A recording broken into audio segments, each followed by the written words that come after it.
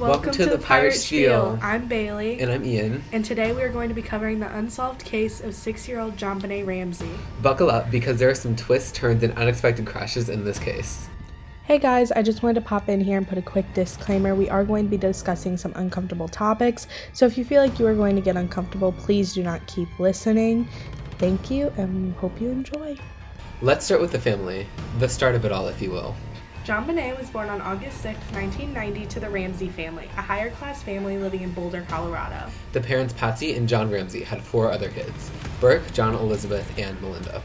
John was a businessman and was the president of a very successful company. And Patsy was a winning pageant girl who put JonBenét into pageants when she was young. She continued to win titles and became a model.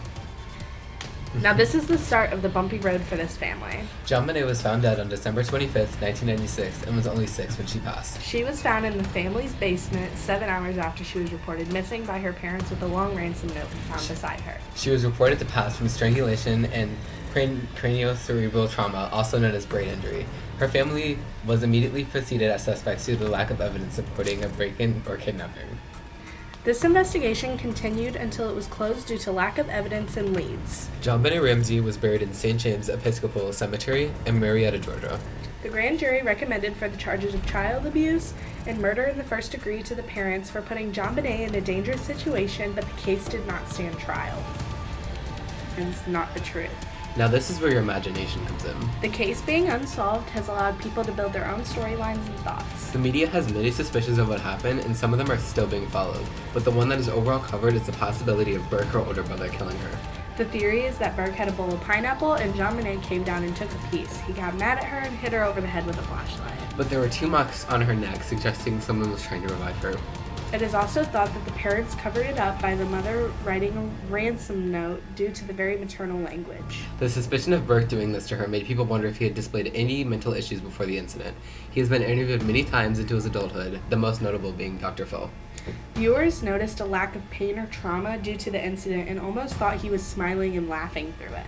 There are many pieces of evidence of neglect, but they seem very harsh, so feel free to look them up if you're interested in them. People found the claim of a break-in or kidnapping suspicious because they were a higher-class family and they couldn't list anyone who would want to do harm to their family. Conspiracy theorists who want to go away from the family storyline and may have thought about the pageant side of things.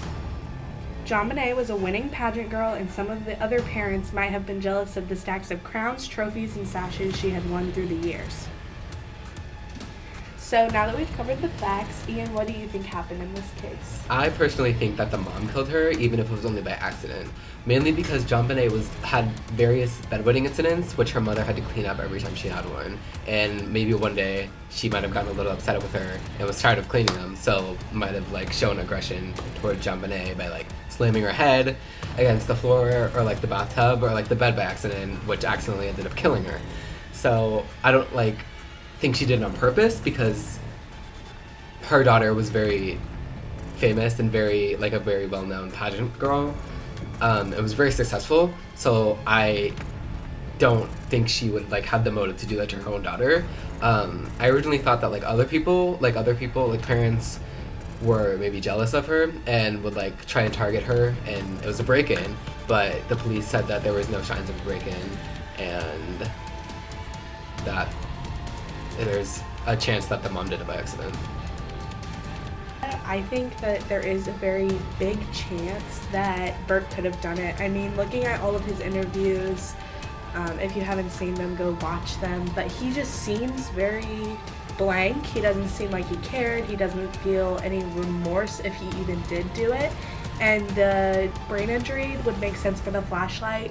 And a lot of people are saying that the 2 dots on her neck with a piece of a wooden train track, where it connects. And he was pushing down, and maybe that would cause the strangulation. I'm not I'm not a medical examiner, so I'm not 100% sure, but that just makes sense. So he seems to be a very demented child from what everyone was saying about him. But I agree with the media for the most part. I mean, he's the most it makes the most sense for him to do it, but nothing will be solved, and it seems like no one's chasing it anymore legally other than a few outsiders who have dedicated their lives to this case. That was the unsolved case of 6-year-old JonBenét Ramsey. Thank you all so much for listening. Hope you enjoyed. See you all later.